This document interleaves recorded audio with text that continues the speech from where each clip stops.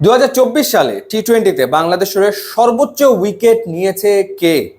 মুস্তাফিজুর রহমান, সাকিব আল হাসান, তাসকিন আহমেদ? উত্তর হচ্ছে 2024-এ টি-20 ফরম্যাটে বাংলাদেশের হয়ে সর্বোচ্চ উইকেট নিয়েছে রিশাদ হোসেন। রিশাদ হোসেন উইকেট নিয়েছে 35টা, ম্যাচ খেলেছে 24টা, এবং এটা রেকর্ড। শুধুমাত্র সারা বছর ব্যাপী যে রিশাদ পারফর্ম করেছে তা না, বৈশ্বিক যে আসরটাতে বাংলাদেশ খেলেছিল, অর্থাৎ আমেরিকা এবং ক্যারিবিয়ান সয়েলে টি-20 ওয়ার্ল্ড কাপ, সেই ওয়ার্ল্ড কাপে বাংলাদেশের সবচেয়ে সফল বোলার কে ছিল? সেখানেও রিশাদ হোসেনের নাম। 14টা উইকেট নিয়েছিল রিশাদ হোসেন। সারা বছর জুড়ে পারফর্ম করেছে, বৈশ্বিক আসরে পারফর্ম করেছে, এবং পারফর্ম করে সে আসলে ফ্র্যাঞ্চাইজি লিগগুলোর দৃষ্টি আকর্ষণ করতেও সক্ষম হয়। যার প্রমাণ হচ্ছে যে তাকে দলভুক্ত করেছিল হোবার্ট হারিকেন্স, বিগ ব্যাশের দল। হোবার্ট হারিকেন্স তাকে দলভুক্ত করেছিল। সেক্ষেত্রে বাংলাদেশ ক্রিকেট বোর্ড, বিসিবির পক্ষ থেকে তাকে ছাড়পত্র দেওয়া হয়েছিল মাত্র 9 দিনের।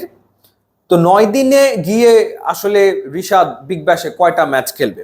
পরবর্তী সময় ফরচুন বরিশাল তাকে আরো 10 দিনের ছুটি দেওয়ার সিদ্ধান্ত নিয়েছিল, কিন্তু পরবর্তী সময় নানা হিসেব নিকেশ করে এবং বিপিএল এর কথা চিন্তা করে বিগ ব্যাশে হোবার্ট হারিকেন্সের হয়ে খেলার কথা বাদ দেন, ভুলে যান রিশাদ হোসেন।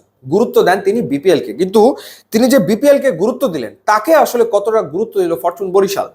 প্রথম যে দুটো ম্যাচ ফরচুন বরিশাল খেললো, সেই দলে একাদশে জায়গা হয়নি রিশাদ হোসেনের, যেটা সত্যিকার অর্থে অবাক হওয়ার মতো একটা ব্যাপার। এখন দুর্বার রাজশাহীর বিপক্ষে ফরচুন বরিশাল ম্যাচ জিতেছে, কোনো সন্দেহ নাই, কিন্তু দুর্বার রাজশাহী তো তাদের এগেনস্টে 197 রান করে ফেলেছিল। সেই ঘটনা তো আসলে ঘটেছিল। এবং পরবর্তী যে ম্যাচটা খেললো ফরচুন বরিশাল রংপুর রাইডার্সের বিপক্ষে, সেই ম্যাচে কিন্তু আসলে তারা হেরেছে, তারা জিততে পারেনি।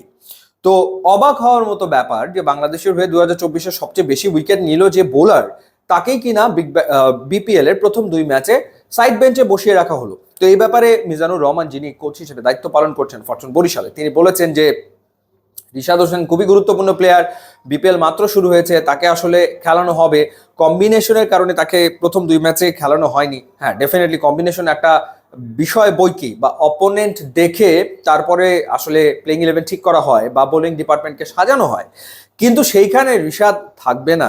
প্রথম 2 ম্যাচে রিশাদ থাকবে না, সেটা আসলে কেমন করে হয়? সেটা তো আসলে আমাদের বোধগম্য হয় না, যেখানে সে ধারাবাহিকভাবে তো পারফর্ম আসলে করেছে, এবং টি-20 ফরম্যাটে 35টা উইকেট তো চারটিখানি কথা না ইন্টারন্যাশনাল ম্যাচগুলোতে।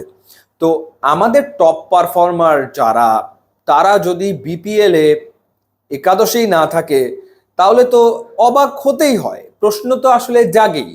নিশ্চিতভাবেই রিশাদ হোসেনকে হয়তো খেলানো হবে, কিন্তু এই যে প্রথম 2 ম্যাচে তাকে বাইরে রাখা হলো, এক ধরনের মেসেজ তো রিশাদ পেল যে না, আসলে সে ফরচুন বরিশালের অপরিহার্য ক্রিকেটার না, তাকে ছাড়াও প্লেইং 11 আসলে হচ্ছে।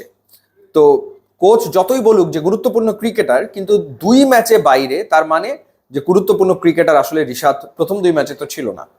তো রিশাদকে ডেফিনেটলি আমার মনে হয় যে খেলানো উচিত। এখন দেখা যাক সামনের ম্যাচগুলোতে রিশাদকে খেলানো হয় কিনা, সময় সেটা আসলে বলে দেবে। ইউটিউব, ইনস্টাগ্রাম লিঙ্ক আছে, আপনারা যোগ দিলে খুবই খুশি হবে। And thanks for watching.